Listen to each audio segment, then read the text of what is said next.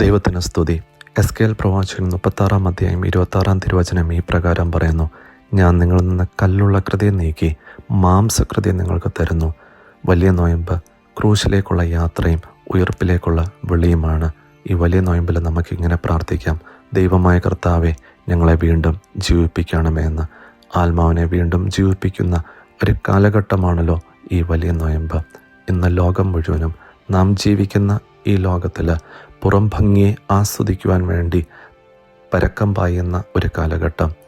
ആരാധകരെ സൃഷ്ടിക്കുവാനും അവരുടെ ലൈക്കുകൾക്കും അവരുടെ കമൻറ്റുകൾക്കും നാം തൃപ്തിയടങ്ങുന്ന ഒരു കാലഘട്ടം.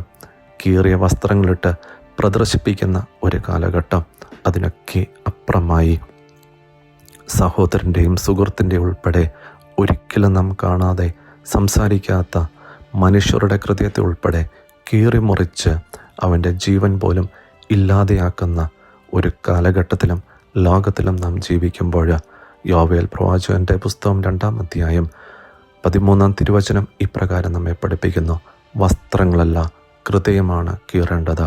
ദൈവസന്നിധിയിൽ നമ്മെ തന്നെ ഒന്ന് കീറിമുറിക്കുവാൻ നമുക്ക് സാധിക്കുമോ?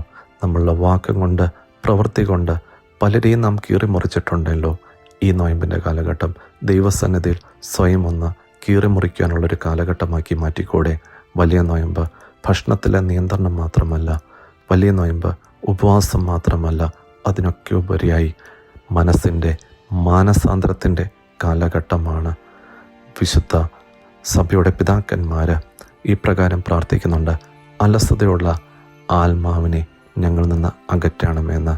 അലസത ബാധിച്ചിരിക്കുന്ന നാം ഓരോരുത്തരും ഈ പ്രാർത്ഥന നിരന്തരം ചൊല്ലേണ്ടതാണ്. ഇന്ന് നോയമ്പിലേക്ക് പ്രവേശിച്ചു കഴിയുമ്പോഴും ഇന്നും അതേ കോപത്തോടെയാണോ നാം ജീവിക്കുന്നത്? ഇപ്പോഴും ക്ഷമിക്കാത്ത മനസ്സോടെയാണോ നാം ഈ നോയമ്പിലേക്ക് പ്രവേശിച്ചിരിക്കുന്നത്? ഇപ്പോഴും പ്രത്യാശയില്ലാതെയാണോ നാം മുന്നോട്ട് സഞ്ചരിച്ചുകൊണ്ടിരിക്കുന്നത്? ദൈവത്തിൻ്റെ ശബ്ദം കേൾക്കാനും മനസ്സിലാക്കാനും സാധിക്കാത്ത ഒരു ശൈലിയിലാണോ നമ്മളുടെ ജീവിതം മുന്നോട്ട് പോയിക്കൊണ്ടിരിക്കുന്നത്? നമുക്ക് ഈ നോയമ്പിൻ്റെ കാലഘട്ടത്തിൽ നമ്മുടെ കോപത്തെ മാറ്റുവാൻ സാധിക്കുമോ? ഈ നോയമ്പിൻ്റെ കാലഘട്ടത്തിൽ നമ്മളുടെ ചുറ്റുമുള്ളവരോട്, നമ്മെ വേദനിപ്പിച്ചവരോട്, നമ്മളെ തള്ളിപ്പറഞ്ഞവരോട്, നമ്മളെ ചതിച്ചവരോട് നമ്മൾക്ക് ക്ഷമിക്കുവാൻ സാധിക്കുമോ? സാധിക്കണം. അതാണ് ഈ നോയമ്പ് നമ്മെ പഠിപ്പിക്കുന്നത്. നമ്മളുടെ ആത്മശരീരം, മനസ്സുകളെയും ചിന്തകളെയും വിചാരങ്ങളെയും വികാരങ്ങളെയും ഈ നോയമ്പ് നമ്മളെ നിയന്ത്രിക്കുവാൻ പഠിപ്പിക്കട്ടെ.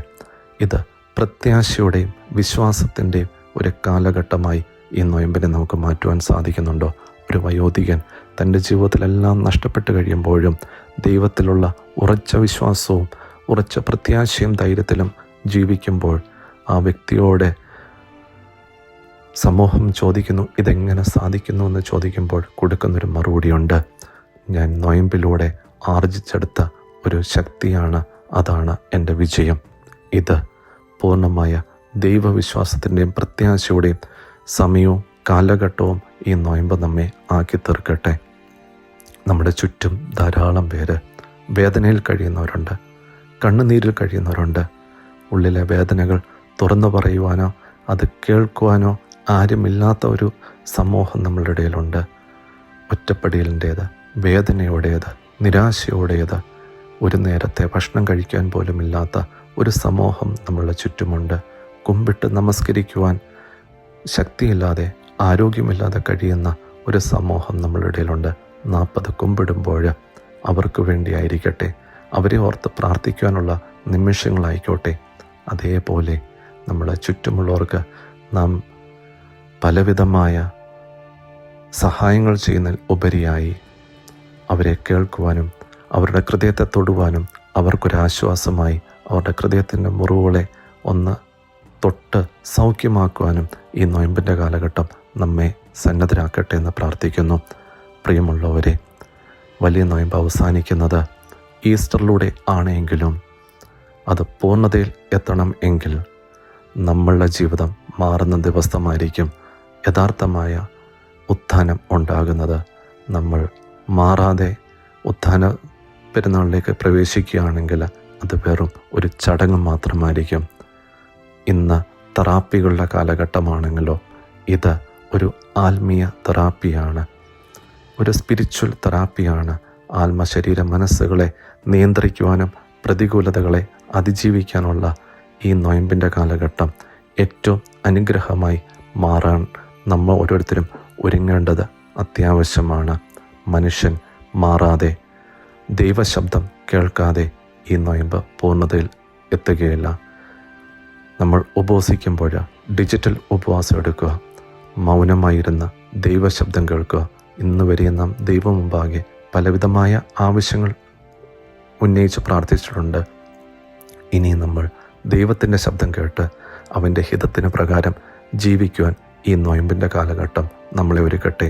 അതിലൂടെ വലിയ നൊയമ്പിൻ്റെ പൂർത്തീകരണത്തിലൂടെ നിത്യജീവനെ കരസ്ഥമാക്കാനുള്ള ഒരുക്കം കൂടി നമ്മളുടെ ജീവിതത്തിലുണ്ടാകട്ടെ എന്ന് ആത്മാർത്ഥമായിട്ട് പ്രാർത്ഥിക്കുന്നു.